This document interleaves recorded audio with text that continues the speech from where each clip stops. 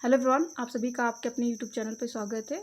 I hope कि आप सभी की जो तैयारी है अच्छी चल रही होगी।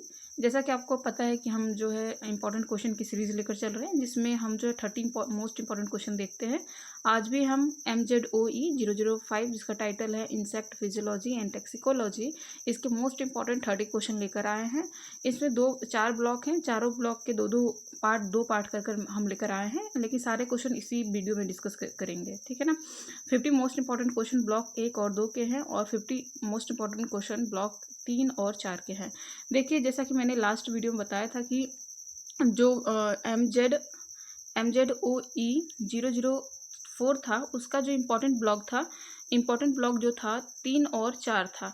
लेकिन इस वाले सब्जेक्ट में इसका मोस्ट इम्पॉर्टेंट जो ब्लॉक है, ये ब्लॉक नंबर 1 एंड 2 है।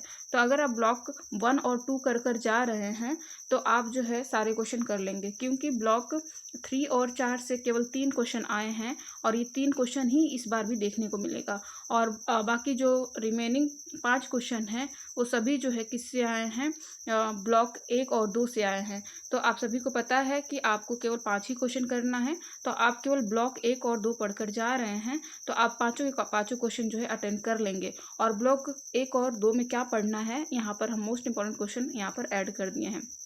उसके साथ जो है आपको टोटल 8 क्वेश्चन मिलेगा, उसमें से आपको 5 करना रहेगा, ठीक है ना। उसके बाद हम बात करते हैं कि जो अभी जो MZOE 005 है इंसेक्ट फिजियोलॉजी एंड टैक्सिकोलॉजी, इसका जो है थोड़ा बहुत जो सिलेबस है सेम टू सेम है इंसेक्ट मॉर्फोलॉजी एंड टैक्सोलॉजी से ऑलमोस्ट मिलता जुलता है। इसका मतलब है कि MZOE 005 का मोस्ट ऑफ द सिलेबस जो है, मतलब कह सकते हैं ब्लॉक 1 का MZOE 004 से मिलता है। तो आपने जो पहले तैयारी करी है वो आपको काम आएगी अभी जो कल पेपर होने वाला है उसमें, यानी 25 जून वाले एग्ज़ाम में, ठीक है। तो यहाँ पर हम स्टार्ट करेंगे। बहुत सारे क्वेश्चन जो है वहीं आपने, अगर आप प्रीवियस ईयर क्वेश्चन देख रहे हो तो बहुत सारे क्वेश्चन आप देखोगे कि जो MZOE है, OE 004 है, इसी से जो है इसी के सिलेबस से आप पढ़कर गए होंगे तो सॉल्व कर लेंगे। इसीलिए जो मैंने पिछली वीडियो पढ़ाया है आपको, पिछली वीडियो में जो नोट्स मैंने प्रोवाइड किया है आपको, उसी में आपको ये 3 क्वेश्चन के आंसर मिल जाएंगे।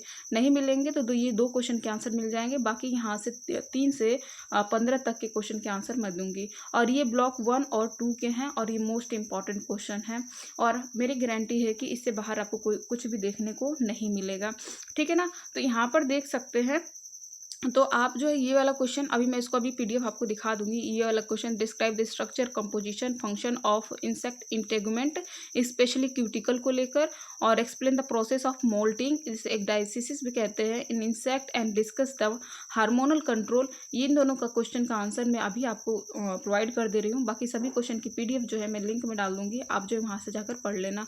अब बाकी मोस्ट और इम्पोर्टेंट 15 क्वेश्चन की बात करते हैं। तो ये तो ब्लॉक 1 और 2 के हो गए, और यहाँ पर जो शॉर्ट नोट्स दिए हैं, आप शॉर्ट नोट को स्किप नहीं कीजिएगा। यहाँ पर बहुत इंपॉर्टेंट शॉर्ट नोट्स दिए हैं, जैसे कि आपने देखा होगा, यहाँ पर जोलिन हार्मोन पे आ सकता है, ओविपोजिटर पे आ सकता है, बर्सा कार्डिकम पे आ सकता है, कॉर्पोसा कार्डिकम, कॉर्पस एलटम पे आ सकता है, हीमोसॉइल पे आ सकता है। ऐसे जो है आपको देखने को मिल सकता है। बाकी जो शॉर्ट नोट है, most of the short note जो है इसी से बने थे।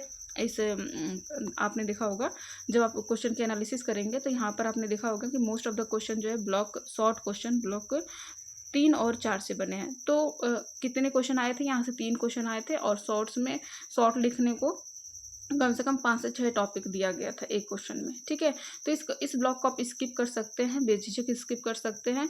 बाकी इसके भी मोस्ट इंपॉर्टेंट 15 क्वेश्चन बनते हैं, इसको भी हमने यहाँ पर ऐड कर दिया है, मैं PDF में दे दूंगी। अभी फिलहाल जो है अगर आप लोग अपने से भी करना चाहते हैं तो इन सारे क्वेश्चन को क्या करना, ये वाला क्वेश्चन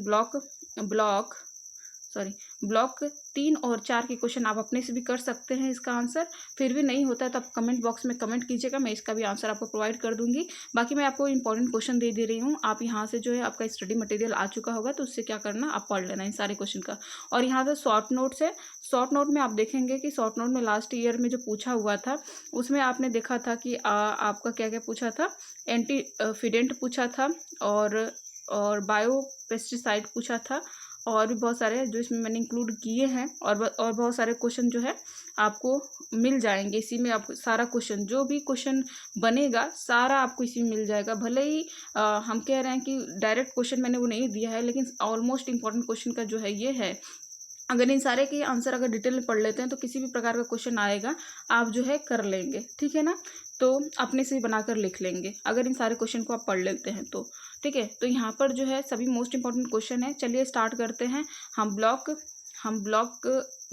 1 और ब्लॉक 2 के इंपॉर्टेंट क्वेश्चन बस देखेंगे और उसके आंसर्स देखेंगे। ब्लॉक 3 एंड ब्लॉक 4 के जो है मैंने आपको क्वेश्चन प्रोवाइड कर दिए हैं, आप अपने से आंसर देख लेना। अगर आंसर अपने से नहीं कर पा रहे हैं तो कमेंट बॉक्स में कमेंट कीजिएगा, तो मैं इसके भी आंसर आपको प्रोवाइड कर दूंगी, ठीक है। तो चलिए स्टार्ट करते हैं मोस्ट ऑफ द क्वेश्चन के most of the important answer, ठीक है ना। पहले हम क्वेश्चन नंबर 1 देखेंगे। Question number 1, describe the structure, composition and function of insect integument और क्यूटिकल्स के बारे में, ठीक है। तो चलिए आइए पहले इनके आंसर देख लेते हैं। देखिए ये वाला पीडीएफ जो मैंने आपको जो है लास्ट MZOE 004 में प्रोवाइड किया था, तो वहाँ से जाकर आप जब डिस्क्रिप्शन में जाएंगे तो ये पीडीएफ ऑलरेडी वहाँ पर अवेलेबल है। तो इस पीडीएफ के जो question number question number first है, describe the process of moulting ecdysis in insect and explain the stage and hormonal control in moulting. तो इसको क्या कर लेना है, आपको वहाँ से पढ़ लेना है, ठीक है। सेम टू सेम है, मैंने ये प्रोवाइड कर दिया था। और उसके बाद जो है अब ये जो है इंटेगुमेंट का और क्यूटिकल का जो है ये वाला क्वेश्चन नंबर सेकेंड था। पीडीएफ में जो क्वेश्चन नंबर सेकेंड आंसर था इसको आप कर लेना, ठीक है ना। ये 2 क्वेश्चन आप वहाँ से जाकर कर लेना, सभी आपको मिल जाएंगे। फिर भी यहाँ पर मैं करवा देती हूँ, यहाँ से भी स्क्रीनशॉट लेकर आप जो है कर लेंगे। तो जैसा आपने देखा था क्वेश्चन नंबर 1, देखिए यहाँ पर आपने देखा था, describe the structure, composition, function of insect integument. तो आइए पहले इसका आंसर देख लेते हैं, देन उसके बाद हम देखेंगे explain the process of moulting and in insect and discuss the its hormonal control. Okay, तो बहुत सिंपल लैंग्वेज है, बहुत आसान लैंग्वेज है, बहुत सरल से आप समझ पाएंगे। आइए आंसर देख लेते हैं इसके, ठीक है। तो यहाँ पर देखेंगे दूसरा क्वेश्चन है ये, पहला क्वेश्चन का आंसर ये है, ठीक है। तो आइए यहाँ पर देख सकते हैं, पहले इंट्रोडक्शन देखेंगे और बहुत ही अच्छे डायग्राम्स के साथ हम लोग पढ़ेंगे। तो पहले जानेंगे कि इंटेगुमेंट होता क्या है। तो इंटेगुमेंट क्या है, insect integument is a non living outer covering of body that act as exoskeleton. तो इंटेगुमेंट क्या होता है, सबसे बाहरी लेयर होती है किसी इंसेक्ट की, नॉन लिविंग होती है और एक्सोस्केलेटन की तरह ये क्या करती है, कार्य करती है, यानी बाह्य अस्थि की तरह काम करती है, जो जिसका काम क्या करता है, it provide protection, support, prevent water loss and give shape of to the body. तो क्या करता है, प्रोटेक्शन प्रोवाइड करता है, सपोर्ट देता है, वाटर लॉस को प्रिवेंट करता है और बॉडी को एक शेप देता है। It also bear hair, spine and sensory structure. इस पे हेयर भी होता है, स्पाइन भी होता है, सेंसरी स्ट्रक्चर भी होते हैं। The integument consist 3 part. Integument में जो है 3 पार्ट पाए जाते हैं। उससे पहले इंटेगुमेंट जो है किससे बना रहता है, स्क्ले राइट से मिलकर बना रहता है और इसका काम क्या होता है, प्रोटेक्शन का होता है। ये बहुत हार्डेस्ट कवरिंग से बना होता है और ये क्या करता है, वाटर लॉस को प्रिवेंट करता है और इस पे बहुत सारे हेयर, स्पाइन और सेंसरी ऑर्गन प्रेजेंट होते हैं जो किसी इंसेक्ट के लाइफ के लिए बहुत ही इंपॉर्टेंट रोल प्ले करते हैं। इंटेगुमेंट 3 मेन पार्ट से बना रहता है। पहला है क्यूटिकल जो नॉन लिविंग होता है, एपिडर्मिस लिविंग सेलुलर लेयर होता है और बेसमेंट मेम्ब्रेन जो होता है लिविंग तो होता है लेकिन नॉन सेलुलर होता है, कह सकते हैं उसमें कोई सेल नहीं पाया जाता है, ठीक है। तो ऐसे में आप देख पा रहे हैं कि क्यूटिकल भी फर्दर डिवाइड होता है 2 पार्ट में, एपी क्यूटिकल एपीक्यूटिकल एंड प्रोक्यूटिकल में। प्रोक्यूटिकल भी फर्दर डिवाइड होता है दो भागों में, एक्सोक्यूटिकल और एंडोक्यूटिकल। तो ये आप जो है स्ट्रक्चर आपको पढ़कर जाना है। आप जो अगर स्टडी मटेरियल आपके पास होगा तो इस वाले भाग को जरूर उससे पढ़कर जाइएगा, इससे भी अच्छा नोट्स आपको स्टडी मटेरियल प्रोवाइड करता है, ठीक है ना। आइए स्ट्रक्चर देख लेते हैं। हम स्ट्रक्चर को बहुत अच्छे से देखेंगे और स्ट्रक्चर बना कर आएंगे तो आप जानते हैं कि आप अच्छा नंबर ले आएंगे। सबसे ऊपर जो भाग होता है ये क्या है, एपीक्यूटिकल है, जो आउटर मोस्ट लेयर है। और उसके बाद जो होता है नीचे वाली लेयर जो होती है एंडोक्यूटिकल होती है। एंडोक्यूटिकल प्रोक्यूटिकल का भाग होता है एक्सोक्यूटिकल, और एक्सोक्यूटिकल में जो होता है हार्ड होता है और स्क्लेरोटाइज्ड से बना होता है। उसके बाद एंडोक्यूटिकल होता है, सॉफ्ट होता है और फ्लेक्सिबल होता है। ये सभी जो होते हैं मेन इनका कंपोजिशन क्या होता है, काइटिन होता है, और काइटिन के साथ साथ प्रोटीन होता है, ठीक है। कौन सा प्रोटीन होता है, क्यूटीलिनी।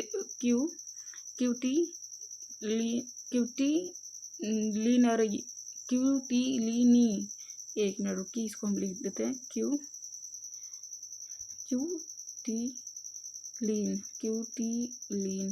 क्यूटीलीन प्रोटीन जो होता है ये होता है, और इनके कंपोजिशन से मिलकर क्या करता है, ये बना रहता है। उसके बाद जब हम प्रोकैरियोटिकल के नीचे आते हैं तो आप देखेंगे ये सेल है, और ये सेल क्या है, एपिडर्मिस से बना है। और यहाँ पर है बेसमेंट मेम्ब्रेन, यहीं पर होता है ट्रैकोजन सेल। ट्रैकोजन सेल जो होता है यहाँ पर होता है, और यहीं से एक हेयर लाइक प्रोजेक्शन जो होता है बाहर निकला रहता है। और ये हेयर लाइक प्रोजेक्शन कहाँ से निकलता है, ट्रैकोजन सॉकेट से निकलता है, ट्रैकोजन सेल के सॉकेट से निकलता है, ठीक है ना, सॉकेट से निकलता है। और ये ट्रैकोजन सेल जो होता है हेयर भी बनाता है, और ये हेयर जो होता है कहीं ना कहीं प्रोटेक्शन का काम करता है, डिफेंस का काम करता है। आगे हम बात करते हैं स्ट्रक्चर की। तो यहाँ पर स्ट्रक्चर देखेंगे, स्ट्रक्चर ऑफ इंसेक्ट इंटेगुमेंट। तो पहला क्या था, क्यूटिकल। क्यूटिकल क्या है, आउटर मोस्ट लेयर है, नॉन लिविंग है, टफ लेयर है। Secrete epidermis made mainly of chitin and protein, divided into two main part, epicuticle and procuticle. Procuticle outer होती है, थिन होती है, इसकी थिकनेस वेरी करती है 0.1 माइक्रोमीटर से 0.234 माइक्रोमीटर तक जो होती है ये होता है। बाकी जो प्रोक्यूटिकल है इसकी थिकनेस होती है 10 माइक्रोमीटर से 100 माइक्रोमीटर तक, ठीक है। आगे एपिडर्मिस की बात करते हैं। तो एपिडर्मिस क्या है, ये single layer of living cell है, lie beneath the cuticle, secrete cuticle, और contain gland cell, sensory cell and pigment cell. तो यहाँ पर देख सकते हैं ये जो होती है सिंगल लेयर आपको देख रही है, सिंगल लेयर सेल्स की बनी हुई है, जिसे एपिडर्मिस कहा जाता है। इसमें बहुत सारे हार्मोन, सेंसरी और पिगमेंटेशन क्या होता है, स्टोर रहता है। जब भी नया क्यूटिकल बनता है तो ये मतलब जब भी पुराना क्यूटिकल हटता है तो नए क्यूटिकल बनाने में, फॉर्मेशन करने में एपिडर्मल सेल का मोस्ट इंपॉर्टेंट रोल होता है, क्योंकि सारे हार्मोन जो होता है एपिडर्मल से होकर जो है आगे बढ़ते हैं। उसके बाद हम बात करते हैं बेसमेंट मेम्ब्रेन का। तो बेसमेंट मेम्ब्रेन होता है, थिन होता है, नॉन सेलुलर मेम्ब्रेन है, lie beneath epidermis, separate integument from underlying tissue and provide support, ठीक है। तो यहाँ पर अब हम बात करेंगे क्यूटिकल की। तो क्यूटिकल की अगर हम बात करते हैं, अगर हम क्यूटिकल की बात करते हैं तो क्यूटिकल में आप देखेंगे तो क्यूटिकल हमने बात की थी एपी क्यूटिकल और प्रो क्यूटिकल से क्या करता है, मिलकर बना रहता है। एपी क्यूटिकल की बात करते हैं तो वेरी थिन होता है, 1 to 4 माइक्रोमीटर से क्या करता है, बैरी करता है लेंथ, और नॉन काइटिनियस होता है, compose lipid and fat, wax and protein, divided into 3 part, cemented. Actual में ये 4 पार्ट होता है।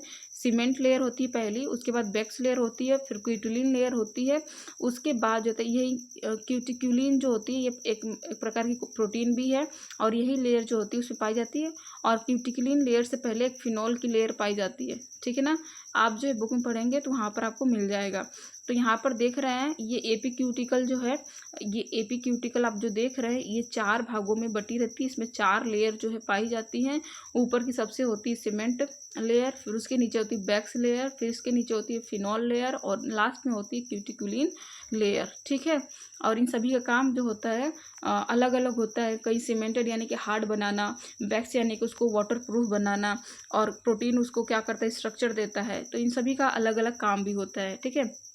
अगर इनकी फंक्शंस की बात कर लेते हैं तो क्या करती है, prevent water loss, desiccation, protect against chemical and pathogen, provide waterproofing, give smoothness sign of the water of the body surface. ठीक है, तो आई होप कि आपको इतना समझ में आ गया होगा। चलिए आगे बढ़ते हैं प्रोक्यूटिकल पे।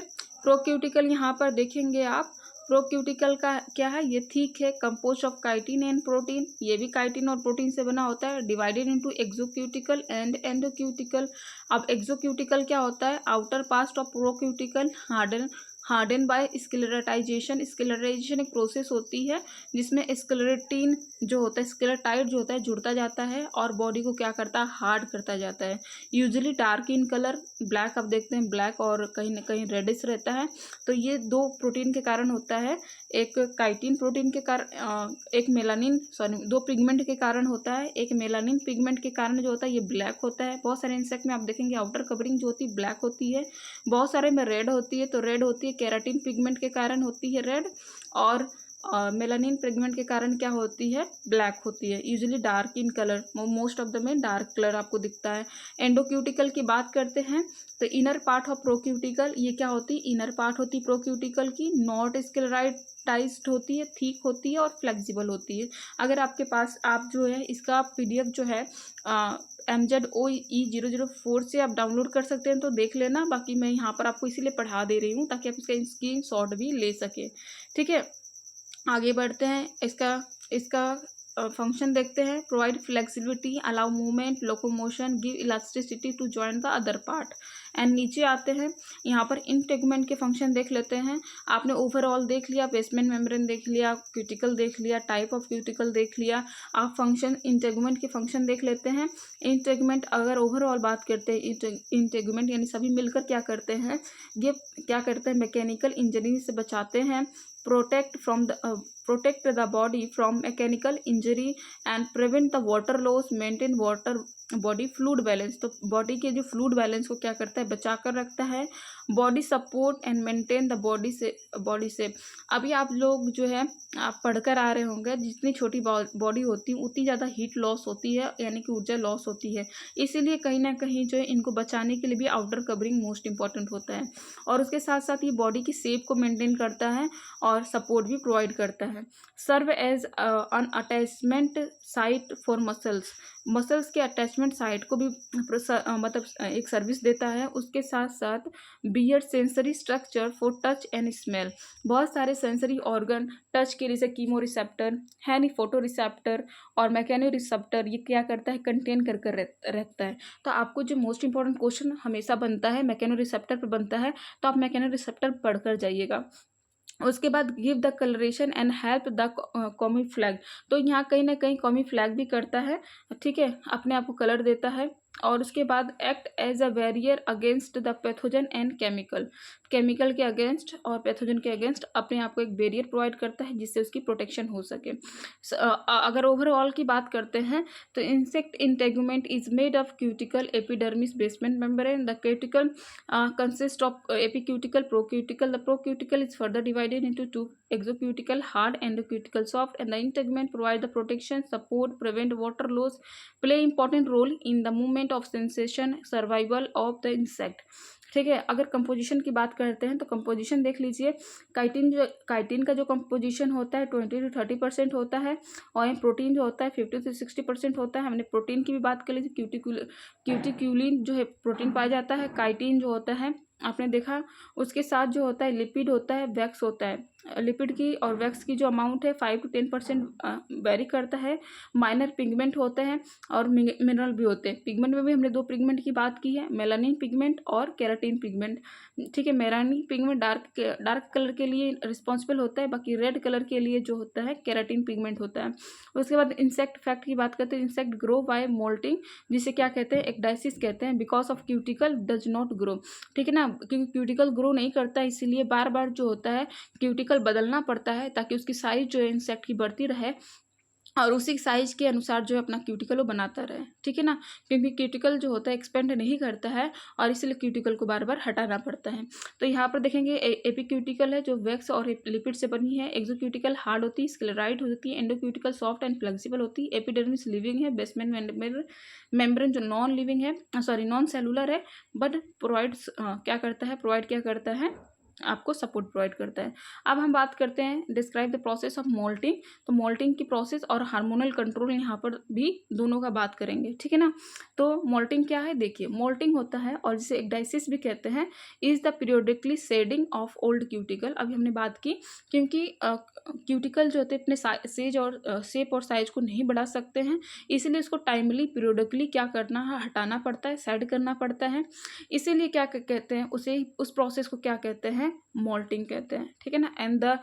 And its replacement by new one and it is essential for growth of insect because the rigid exoskeleton does not expand और moulting take place at a definite interval and it control by hormone produce by endocrine, ठीक है ना।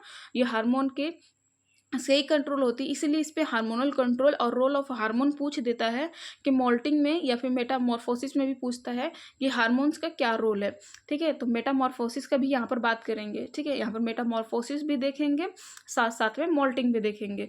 तो stage of moulting की बात करते हैं जिसे एक डाइसिस कहते हैं। तो सबसे पहला होता है एपोलाइसिस। एपोलाइसिस क्या होता है, सेपरेशन स्टेज। सेपरेशन स्टेज क्या होती है, देखिए जैसे आप जानते हैं जो हमारा एपिडर्मिस है, सॉरी क्यूटिकल है, वो हमारे एपिडर्मिस से लगा रहता है, ठीक है ना, चिपका हुआ रहता है। तो सबसे पहले क्या करता है, हार्मोन सेक्रेट होते हैं जिसे एक्डाइसोन हार्मोन कहते हैं। वो हार्मोन क्या करता है, कहाँ से सेक्रेट होता है, कार्पस एलेटा से सेक्रेट होता है या कार्पस कैंडियम से, कैंडियम ऐसा कुछ नाम है ब्रेन का, इंसेक्ट के ब्रेन का नाम है, वहाँ से सेक्रेट होता है। वहाँ से PTTH सेक्रेट होता है और ज्वेलाइन हार्मोन सेक्रेट होता है और दोनों स्टिमुलेट किसको करते हैं, ट्रिगर किसको करते हैं, एक्डाइसोन को करते हैं। एक्डोथाइन जब रिलीज होता है एपिडर्मल सेल के थ्रू, तो यहाँ पर जो क्यूटिकल और एपिडर्मिस के बीच में एक स्पेस बन जाता है, क्योंकि यहाँ पर जो होता है एक्डाइसोन हार्मोन जो होता है अगर फिलअप हो जाता है, जिसे क्या कहते हैं, मोल्टिंग फ्लूइड कहते हैं। तो ये क्या करता है, धीरे से सेपरेट कर देता है किसको, एपिडर्मिस को और क्यूटिकल को। तो ये पहला जो होता है एपोलाइसिस जो होता है, सेपरेशन स्टेज होता है, जिसमें क्यूटिकल जो होती है, पुरानी जो क्यूटिकल होती है वो एपिडर्मिस से सेपरेट हो जाती है with the help of moulting fluid. और ये मोल्टिंग फ्लूइड में क्या होता है, इनएक्टिव एक्डाइसोन होता है, ठीक है ना, ये हार्मोन है, ठीक है। आगे चलिए देखते हैं। The epidermal cell secrete fluid between the old cuticle and the epidermis, ठीक है ना। एपिडर्मिस और ओल्ड क्यूटिकल के बीच में क्या करता है, फ्लूइड सेक्रेट करता है। This fluid digest the inner layer of old cuticle and separate it from the epidermis. तो एपिडर्मिस से इसको क्या कर देती है, अलग कर देती है ये फ्लूइड। और दिस टाइम जो होता है, इस टाइम जो होता है इंसेक्ट स्टॉप फीडिंग, ठीक है ना। और यहाँ पर इंसेक्ट जो होता है खाना खाना बंद कर देता है, ताकि जो ये प्रोसेस हो आराम से हो सके, ज़्यादा ऊर्जा इधर उधर करने में, खाना ढूंढने में ना खर्च हो, सारी प्रोसेस जो है मतलब होती रहे।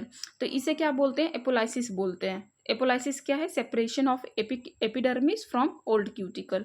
उसके बाद आगे बढ़ते हैं, उसके बाद मोल्टिंग फ्लूइड का सेक्रेशन आपने देखा, दूसरा स्टेप है epidermal cell secrete moulting fluid which continues to digestion of the old cuticle and form the space, ecdysial space जिसे कहते हैं, और between the old cuticle and epidermis, ठीक है। ठीक है, तो आप देख पा रहे हैं, इतना आपको समझ में आया होगा। आप देख एक्डाइसिस क्या होता है, shedding of old cuticle.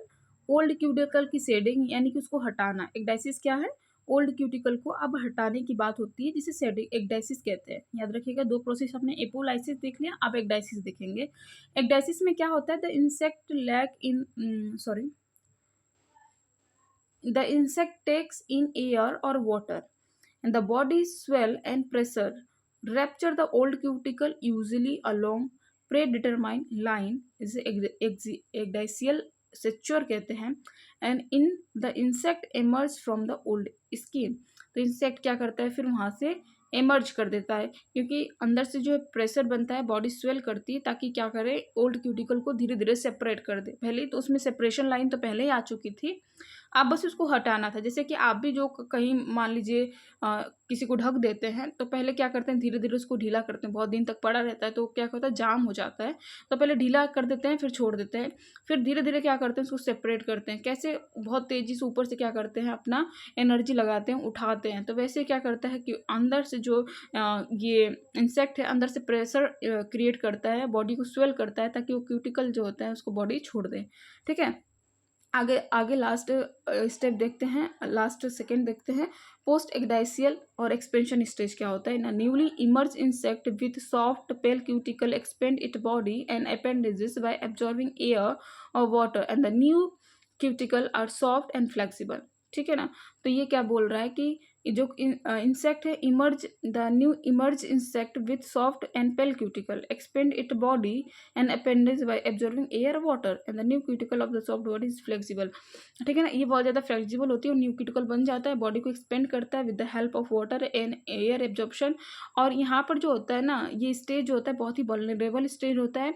Vulnerable stage क्यों होता है? क्योंकि यहाँ पर इंसेक्ट के ऊपर कोई कवरिंग नहीं होती, बहुत सॉफ्ट कवरिंग होती है।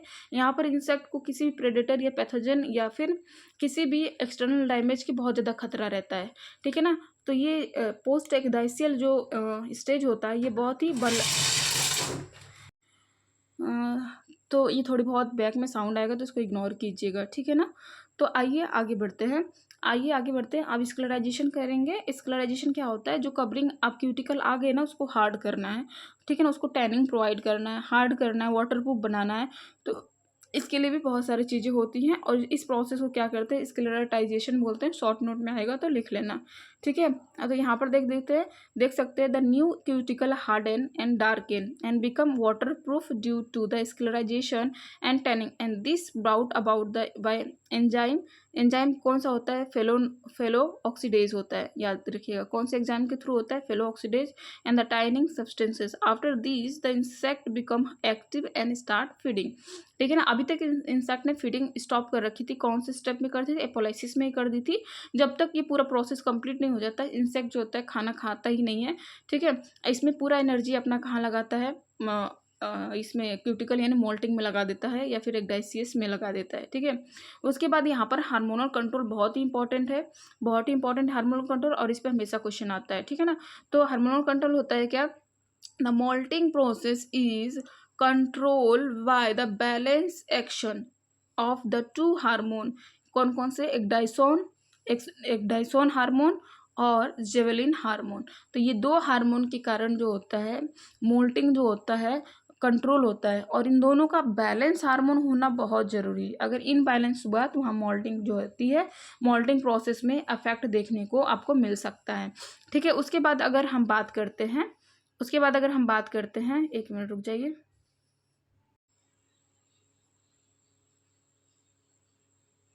आई डोंट नो कहाँ पर ये बंद कर दिया था मैंने, अभी मैंने कब खोला है, पता नहीं कहाँ से छूटा था। चलिए देखते हैं। यहाँ पर कोई आ गया था, मैं स्टॉप करके चली गई थी और ये पता नहीं कहाँ स्टॉप की थी मैं।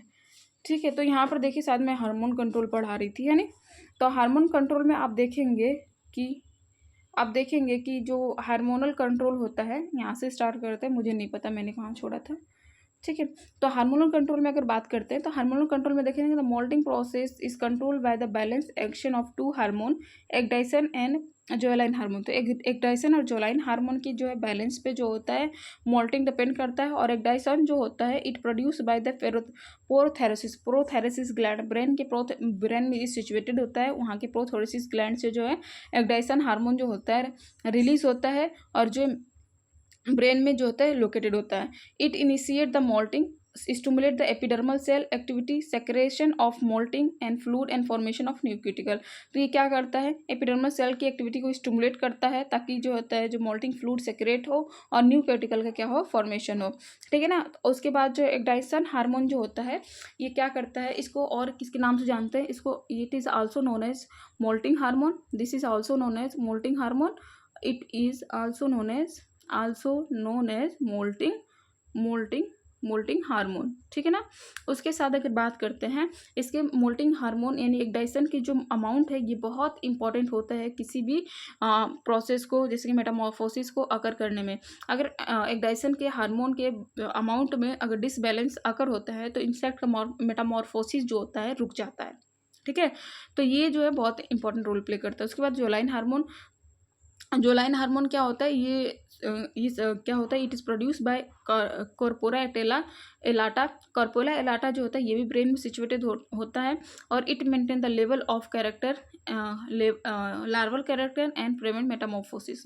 देखिए जोलाइन हार्मोन का जो लेवल है ये बहुत ज़्यादा इंपॉर्टेंट होता है इंसेक्ट के मेटामॉर्फोसिस में। अगर इसका अमाउंट ज़्यादा रहता है तो इंसेक्ट कभी मेटामॉर्फोसिस कर ही नहीं सकता है। अगर जिस स्टेज में इंसेक्ट है, जैसे लार्वा में तो लार्वा में ही रहेगा, प्यूपा में है तो प्यूपा में ही रहेगा, और एडल्ट है तो एडल्ट में ही रहेगा। तो जोलाइन हार्मोन जो होता है कंट्रोल करता है किसी भी इंसेक्ट के स्टेज को, ठीक है ना।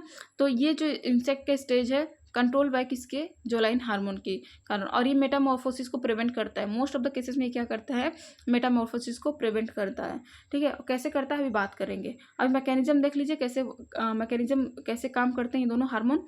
When the level of ecdysone rises, जब भी एग्डाइसन का लेवल हम बढ़ाते हैं the JH level fall below, तो जीएच का लेवल क्या करता है, कम करना पड़ता है। एंड द सर्टेन थ्रेशोल्ड, किसी एक सर्टेन थ्रेशोल्ड है, ऐसा नहीं कि एकदम मत जीरो कर दिए, इसको एक थ्रेशोल्ड से नीचे नहीं लाना है, ठीक है। तो इसे क्रिटिकल पॉइंट भी कह सकते हैं। द मॉल्टिंग अकर, उसके बाद क्या करती है, मॉल्टिंग जो होती है अकर होती है। The ratio of ecdysone and JH determine the nature of moult, इन दोनों की रेशियो ही बताएगी कि मॉल्ट होगा कि नहीं होगा। अगर जोलाइन हार्मोन ज़्यादा हो गया तो वहाँ मोल्टिंग भी थोड़ा जो होता है अफेक्ट पड़ता है। Thus, the molting is coordinated process involves the several stages and precisely regulate the hormone excitation and जोलाइन। तो ये molting जो होती है कोऑर्डिनेटेड प्रोसेस से एक बाय एक होता है। उसके बाद जो होता है ये बहुत सारे स्टेप में और प्रिसाइसली रेगुलेट होती है, और किसके द्वारा, दो हार्मोन जोलाइन और एग्डाइसन के बाद। अब हम मेटामॉर्फोसिस की बात कर लेते हैं। मेटामॉर्फोसिस में ये दोनों हार्मोन कैसे रोल प्ले करते हैं आइए देखते हैं। देखिए मेटामॉर्फोसिस क्या होता है कि एक फॉर्म से दूसरे फॉर्म में बदलना ही क्या होता है, मेटामॉर्फोसिस कहलाता है। अब एक फॉर्म से, जैसे कि लार्वा से आप क्या बदल गया, लार्वा से आप गए प्यूपा में, कहाँ गए, प्यूपा में, और प्यूपा से कहाँ गए, एडल्ट में, एडल्ट पे आप गए, ठीक है। ये क्या कहलाता है, मेटामॉर्फोसिस कहलाता है। और यहाँ पर जो है लार्वा से प्यूपा में जाना हार्मोन की तरह कंट्रोल होता है, प्यूपा से एडल्ट बनना हार्मोन की तरह कंट्रोल होता है। अगर कोई हार्मोन डिसबैलेंस हो गया तो लार्वा लार्वा ही रह जाएगा, प्यूपा प्यूपा ही रह जाएगा, और एडल्ट एडल्ट ही रह जाएगा। और यहाँ पर स्पीसिएशन की जो खतरा है, कंटिन्यूएशन ऑफ स्पीसीज यहाँ पर जो होता है खतरा हो सकता है कि अगर हार्मोनल डिसबैलेंस हो तो वहाँ पर उस स्पीसीज जो होता है एक्सटेंड करने की कगार पे भी आ सकती है, ठीक है। तो चलिए आइए देखते हैं कैसे ये हार्मोन जो होता है कंट्रोल करता है। High level of JH and lower ecdysone क्या करता है, लार्वा का मोल्ड करता है, और लार्वा को किस में मेटामॉर्फोसिस करता है, लार्वा को लार्वा में ही मेटामॉर्फोसिस करता है। देखिए यहाँ पर जो जोलाइन हार्मोन है बहुत मतलब इंसेक्ट के लार्वल स्टेज को कंट्रोल करता है। अगर जो जोलाइन हार्मोन हमेशा ज़्यादा रहेगा तो लार्वा स्टेज कभी भी प्यूपा में नहीं कन्वर्ट होगा। जब भी प्यूपा लार्वा को प्यूपा में कन्वर्ट होना है वहाँ पर जोलाइन हार्मोन को कम करना पड़ता है, ठीक है ना। तो एग्डाइसन हार्मोन यहाँ लो होता है, इसलिए लार्वा जो होता है लार्वा में रहता है और यहाँ पे मोल्ट होता है। उसके बाद जो होता है, अब जो मोल्टिंग होगी साइज बढ़ेगा, क्योंकि यहाँ पर जोलाइन को हमने कम कर दिया है और एग्डाइसन हार्मोन को क्या कर दिया, ज़्यादा कर दिया है। तो यहाँ पर क्या होगा, साइज बढ़ेगा, और पीपा जो होगा मोल्ट करेगा किसमें, लार्वा जो मोल्ट करेगा किसमें, मेटामॉर्फोसिस करेगा प्यूपा में, और मोल्टिंग होगी किसमें, एक साइज, क्योंकि साइज बढ़ेगा तो मोल्टिंग भी होएगी, है नहीं। तो फिर उसके बाद वेरी लो और एब्सेंट जोलाइन हार्मोन में और हाई एग्डाइसन में क्या करेगा, अब एडल्ट जो होता है प्यूपा जो है एडल्ट में कन्वर्ट हो जाएगा, और इसे एडल्ट मोल्टिंग कहेंगे, क्योंकि अब उसके लिए एडल्ट के लिए बॉडी का फॉर्मेशन हो रहा है। तो ये आप देख पा रहे हैं कि ये मैंने पूरा कर दिया, यहाँ से स्क्रीनशॉट भी आप सब ले सकते हैं, ठीक है ना। तो ये मैंने पूरा पढ़ा दिया यहाँ पर पहला दूसरा क्वेश्चन। आप आइए तीसरा क्वेश्चन करते हैं। यहाँ पर आप बाकायदे स्क्रीनशॉट ले सकते हैं। बाकी इसका पीडीएफ मैंने जो है MZOE004 वाले जो है वीडियो में डाल रखा है, डिस्क्रिप्शन में जाकर आप डाउनलोड कर लेना, ठीक है। तो आइए स्टार्ट करते हैं अगला क्वेश्चन।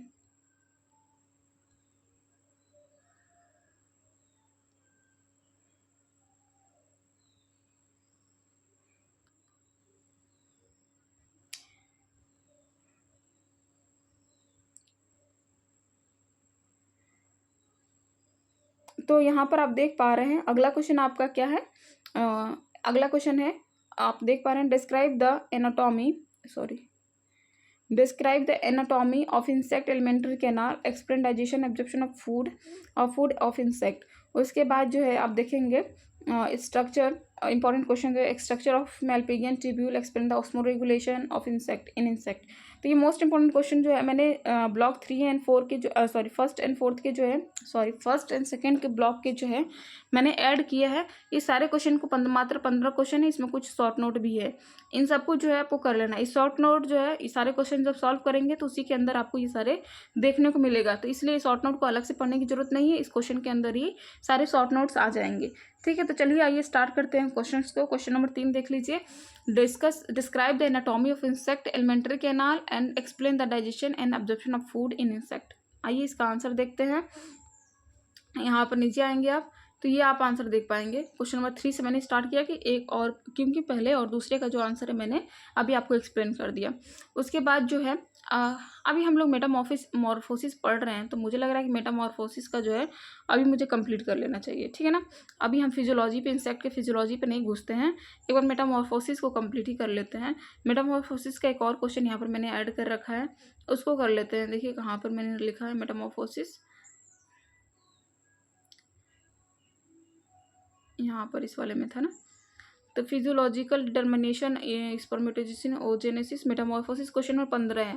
क्वेश्चन नंबर 15 ये देख रहे हैं, अभी हम इंसेक्ट मेटामॉर्फोसिस पढ़कर आ रहे हैं, तो इसीलिए हम इसको क्या कर लेते हैं, कंप्लीट कर लेते हैं। ये क्या है, compare complete and incomplete Metamorphosis in insect and explain the physiological changes involve in it. तो आइए क्वेश्चन नंबर 15 पे चलते हैं डायरेक्ट, क्योंकि ये मेटामॉर्फोसिस से रिलेटेड है और इस पर हम बात कर लेते हैं। ठीक है, यहाँ देखेंगे, describe the hormonal control in Metamorphosis in insect, या रोल ऑफ हार्मोन, इसको थोड़ी सी अभी देखेंगे। यहाँ पर इसको देख लेते हैं मेटामॉर्फोसिस को। ठीक है ना, तो metamorphosis, there are 2 type of metamorphosis, incomplete और कंप्लीट मेटामॉर्फोसिस। या देखिए अभी यहाँ पर जो यहाँ पर जो देखेंगे मेटामॉर्फोसिस, इसमें अगर हम बात करते हैं मेटामॉर्फोसिस को, तो यहाँ पर देखेंगे ये क्वेश्चन नंबर 15 है। इस 1 मिनट रुक जाइए।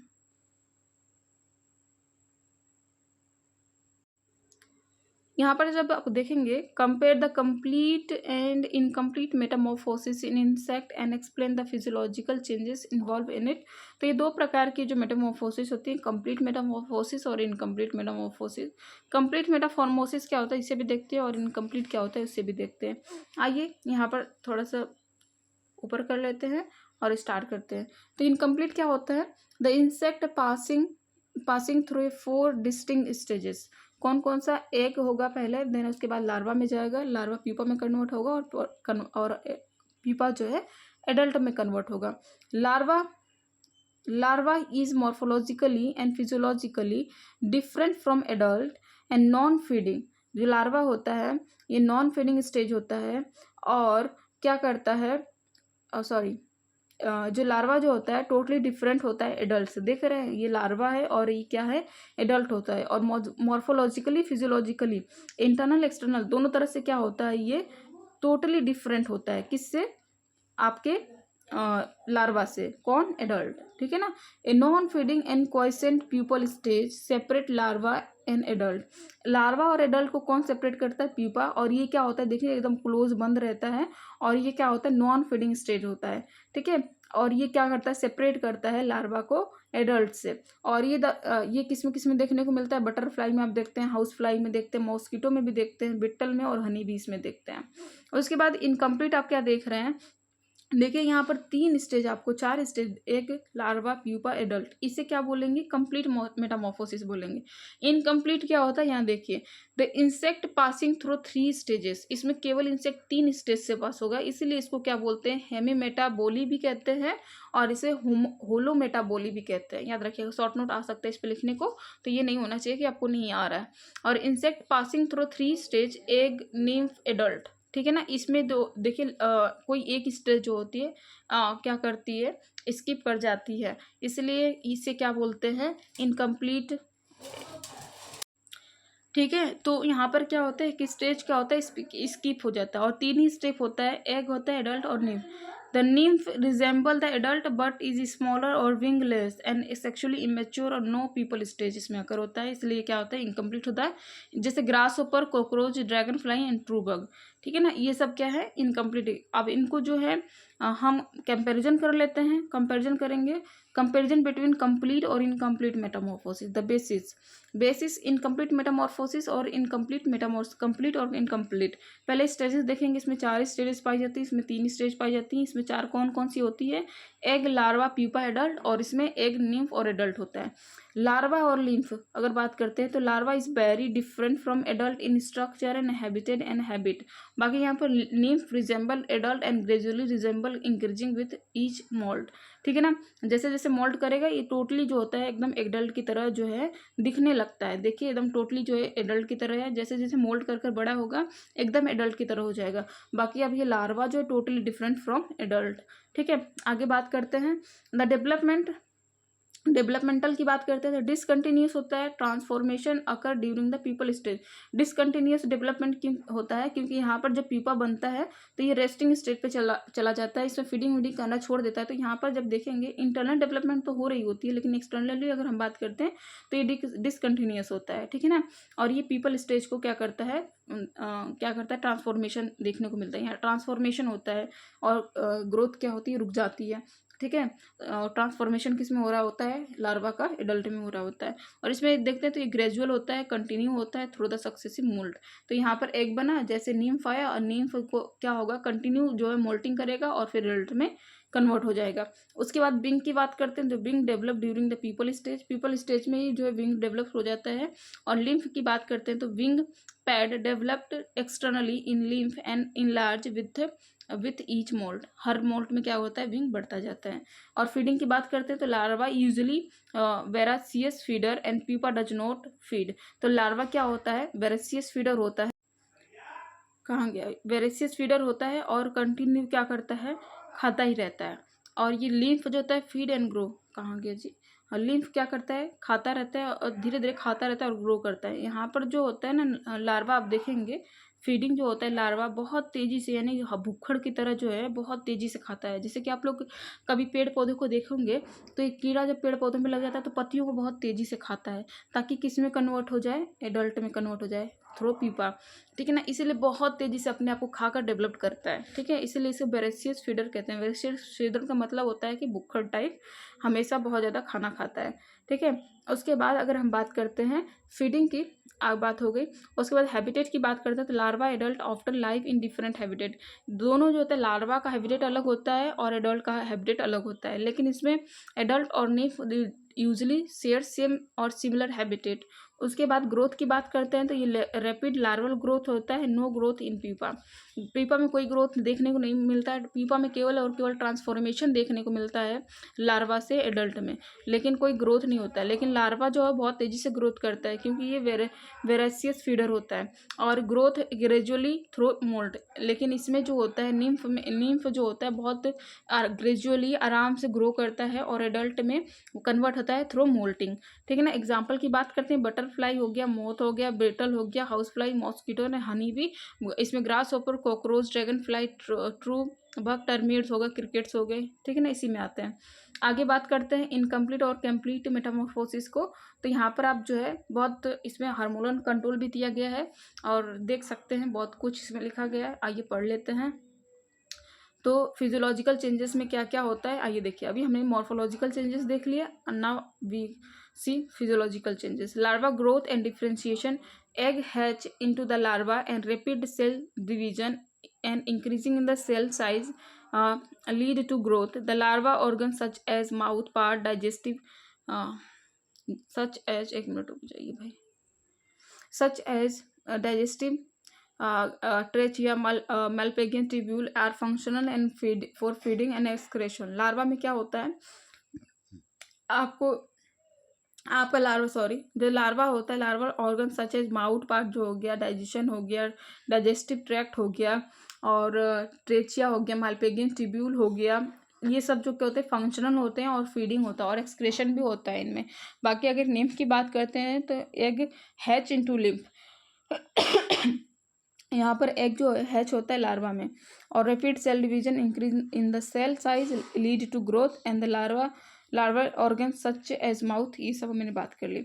अगर और यहाँ पर बात करें, एग हैच करता है किसमें, निम्फ में, और nymph has functional mouth part, digestive tract, test या एक्सक्रेटरी ऑर्गन एंड इट बिग टू फीड इमिडिएटली, और ये भी तुरंत खाना खाना शुरू कर देता है। उसके बाद इसकी इमेजिनल डिस्क फॉर्मेशन इसमें भी अगर होता है, इसमें सक्सेसिव मोल्ड होता है। During the larval stage the group of undifferentiation cell called imaginal disc for wing, leg, eye, antenna और genital etc arise from embryonic cell and growth. देखिए जो इमेजिनल डिस्क होता है, ये जो होता है लार्वा में होता है, और लार्वा जो है लार्वा में ये सेल जो होता है इनएक्टिव कह सकते होते हैं। ये सेल किसके लिए रिस्पॉन्सिबल होते हैं, विंग्स के लिए, लेग्स के लिए, आइस के लिए, एंटीना के लिए और जेनेटेलिया के लिए। और जैसे ये कन्वर्जन या ट्रांसफॉर्मेशन आपको देखने को मिलता है, लार्वा टू पीपा एंड पीपा टू एडल्ट, ये सारे सेल जो होते हैं एक्टिव हो जाते हैं और सारे अपने कार्य दिखाने लगते हैं, ठीक है ना। तो ये इमेजिनल डिस्क में सारे सेल होते हैं। अब सक्सेसिव मोल्ड की बात करते हैं, तो निम्फ ग्रो करता है, grow by molting. After each molt it become larger and more adult like, और wing pad enlarge externally and genital organ develop gradually। ये सारे मोल्टिंग प्रोसेस से इसमें होते रहते हैं, और स्लोली क्या करता है, सारा स्टेप अकर होता है, और इसमें कोई भी ऐसा नहीं है कोई सेल जो होता है इनएक्टिव होता है, सारे सेल एक्टिव होते हैं, और ये मोल्टिंग के थ्रू जो होता है अपना साइज ले लेता है, एडल्ट में कन्वर्ट हो जाता है। और पीपल स्टेज की बात करते हैं इसमें, अगर हम पीपल स्टेज की बात करते हैं इन कंप्लीट मेटामॉर्फोसिस में, the larva stop feeding, transform into pupa, the larva structure are broken down, histolysis, याद रखिएगा। तो जब लार्वा स्ट्रक्चर जब ब्रोकन आउट होते हैं, जिसे क्या बोलते हैं, हिस्टोलाइसिस बोलते हैं, बाय एंजाइमेटिक एक्शन, और nutrient are store in fat body and haemolymph. तो देखिए जो पीपा को एनर्जी मिलती है ट्रांसफॉर्मेशन के लिए, वो कहाँ से मिलती है, न्यूट्रिएंट स्टोर कर लेता है कौन, पीपा बहुत तेज़ी से खाता है ताकि न्यूट्रिएंट लेकर रखे और अपने आप को पीपा में बदले, और पीपा जो है एडल्ट में बदले, और फैट बॉडी में और हीमोलिम्फ में सारा जो है न्यूट्रिएंट क्या करता है, स्टोर कर लेता है। और जब ये लार्वा का स्ट्रक्चर ब्रोक आउट होता है ना, तो उसको क्या बोलते हैं, हिस्टोलाइसिस बोलते हैं, याद रखिएगा, ठीक है। और यहाँ पर हार्मोनल सारा, यहाँ पर जो निम्फ में जो देखते हैं, यहाँ पर सारा कंट्रोल जो होता है हार्मोन में होता है, यानी इनकम्प्लीट मेटामॉर्फोसिस में जो होता है सारा चीज़ हार्मोन कंट्रोल करता है। एक्डाइसन इंक्लूडिंग ईच मोल्ट एंड, इसीलिए एक्डाइसन को क्या बोलते हैं, मोल्टिंग हार्मोन कहते हैं। और यहाँ पर अगर बात करें, जोलाइन hormone remain high nearly instar, prevent adult development and before the final moult, और GH level drop, adult character appear, ठीक है। कंटिन्यू मोल्टिंग होती है, और मोल्टिंग के थ्रू क्या होता है, और ये एडल्ट कैरेक्टर इसमें देखने को मिलता है। अगर बात करें हिस्टोजेनेसिस की, तो हिस्टोजेनेसिस क्या होता है, the cell of imaginal disc proliferate and differentiate to form adult structure, histogenesis जिसे कहते हैं।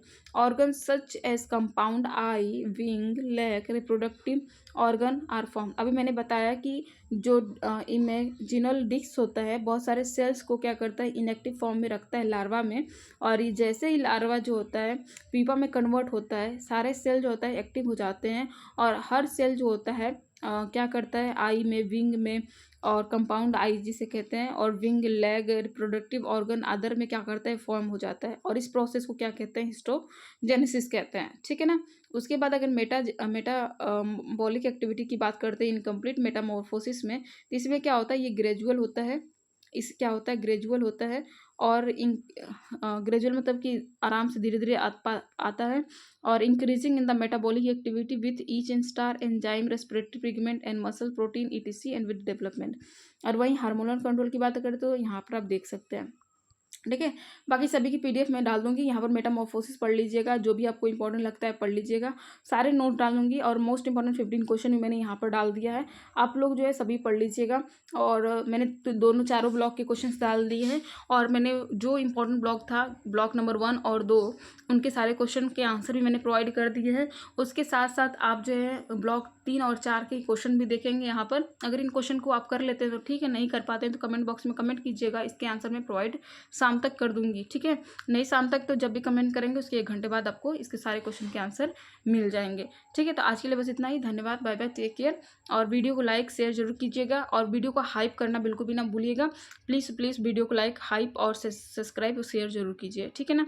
आज के लिए बस इतना ही। मेरा ये हम्बल रिक्वेस्ट है, आपके लिए मैं इतना कर रही हूँ तो आप इतना तो कर सकते हैं। मेंबरशिप भी ले सकते हैं, जिससे आपको लगता है कि मेरी मेहनत, आपके लिए बहुत मेहनत करते हैं, क्वेश्चन बनाना, फिर क्वेश्चन के आंसर को तैयार करना, इन सब में बहुत टाइम लगता है, ठीक है ना। ये बहुत आसानी से नहीं हो जाता, आप लोगों को बहुत आसानी से इसका PDF मिल जाता है। कोई भी यूट्यूबर जो है आपको PDF नहीं देगा, लेकिन मैं PDF भी देती हूँ बस आप लोगों के लिए, ताकि आप लोग मेरा चैनल को हाइप करें, सब्सक्राइब करें, आप मेंबरशिप लें, ताकि मेरा चैनल भी ग्रो करें और आप सभी को भी इसका बेनिफिट देखने को मिले, ठीक है। आज के लिए बस इतना ही। धन्यवाद, बाय बाय, टेक केयर।